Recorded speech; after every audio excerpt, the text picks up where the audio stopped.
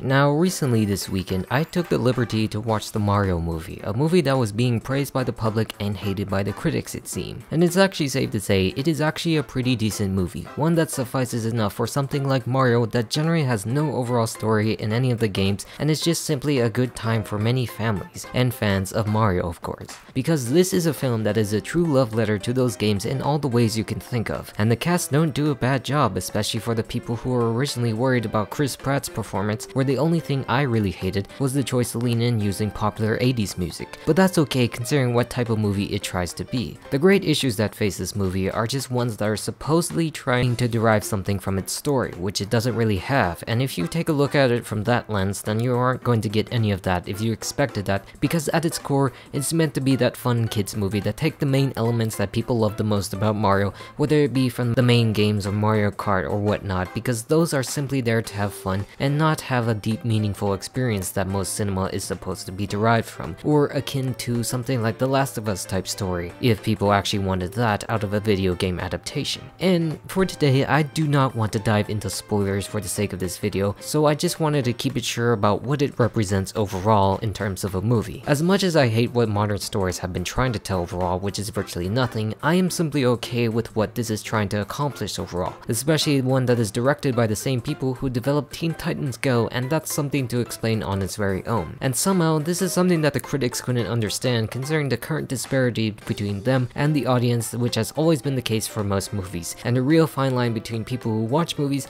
and the people who critique it, and the people who judge on Twitter as the only thing that they ever do is hate everything they come into contact with. How it actually tries to satisfy people who play the games without any regard for most of its story. And this is where you would have to agree with them. At no point at all in this film do you feel like this would have a compelling, interesting story or proper moments to flesh out the characters rushing towards the finale, where you also get the gist of what this is really about, what it actually means relating to Mario and his brother and his friends and so on. And of course it does represent it better than of course the 90s Mario movie, which of course was terrible, being marketed to the wrong audience at the time because it was more geared towards that fast-paced attitude of the game. The rush that most of us feel, especially the children who this is mainly for, and who plays the games more than all of us actually do. If I was being completely honest with you, if this had a more meaningful story or turned some of the slower, shorter moments in the film to be much longer, then this wouldn't have worked and would have been bad and would have not represented Mario as much as this actually did. And this comes from someone who actually values good stories for the most of his short life, where in the case of Mario presented, it's something different with great animation. And the animation in this film is really stellar, and it really brings out the best about what we love in Mario, especially when it's in its fight scenes with its film score that really brings back those childhood memories of all the games that we've played. And to be quite frank, at its very heart, this is a video game movie. Not in the way that you would normally say a video game adaptation, but like if you were watching a game being played by someone else, someone unknown rather than yourself at the wheel, with hundreds of people gathered to watch someone actually play it. You don't see them, but you can see the characters that are recognizable throughout your life on that screen. It's a journey that is like a normal Mario game with little time spent between various characters moving on to the next park, and I like it for that. It's just that I do wish there was more emphasis on Mario brothers being together, as the movie suggests for the most part, where the plot is derived from Mario rescuing Luigi, putting the main character focus on Mario than I would like, and I wish we actually got more of the brothers side of the story. And of course, you can also make the fair argument that Sonic actually did it better, as it was a far superior movie with an actual good story in both films, but it did use both CGI and live action, and that makes up for it with the what kind of story that they were. But I just think the way that they did this is what works better in that format, because the movie wants to present to be the one that the fans watch instead of the older trends of what video game adaptations did in the past that take away from what people loved about it at first, where now with the most recent ones it includes the best parts about why we actually love it. But if you love film, then this definitely is not the film for you. Everything in this is truly an Easter egg hunt that moves without stopping in between. There is literally no room to breathe as they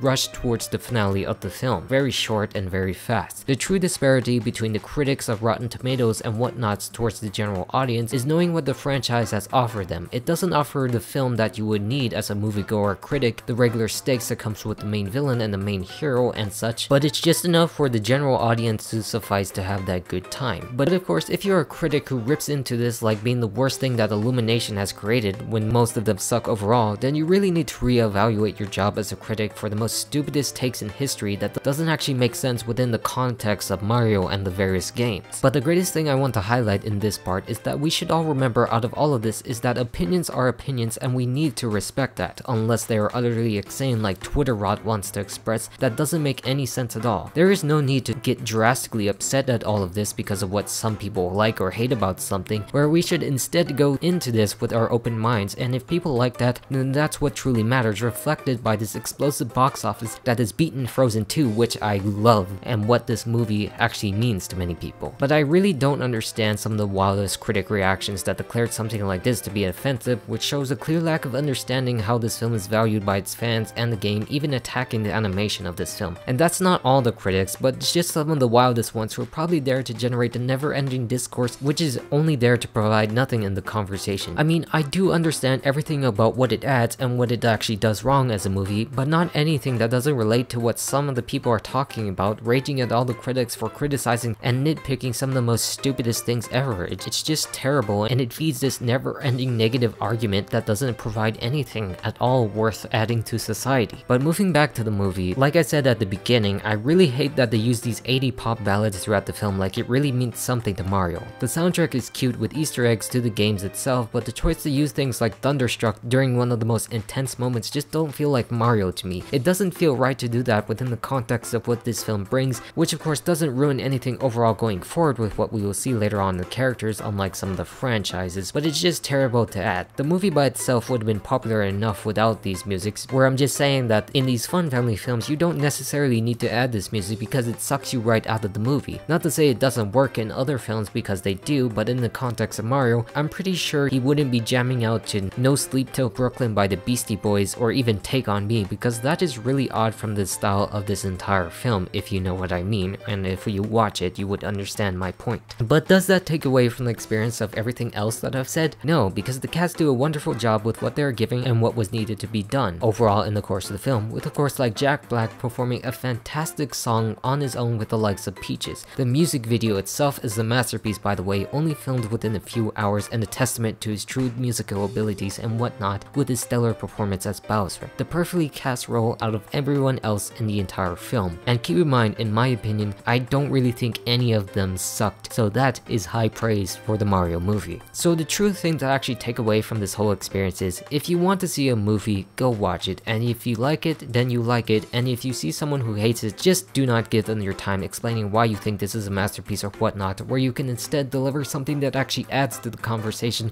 rather than dilute it to the extreme because you spent way too much time online with Twitter, slowly destroying your sanity because you refuse to look at what matters rather than festering on some insignificant dribble over a simple family movie. Because in short, Mario is perfectly simple as the film could be, not trying to lean too hard in either direction of movies that suffices enough for the love of what the games are all about and the simple fun escape that most people love to do when they go to a movie theater or just chill watching at home. It's one that really represents what the game had provided to all of us, either young or old, and nothing more, where it's just going to be a good time for a long time. So with that all said, just enjoy life and enjoy Mario as you would usually do and you would be okay. And I'm all done now, and I'm going to play some Mario Kart.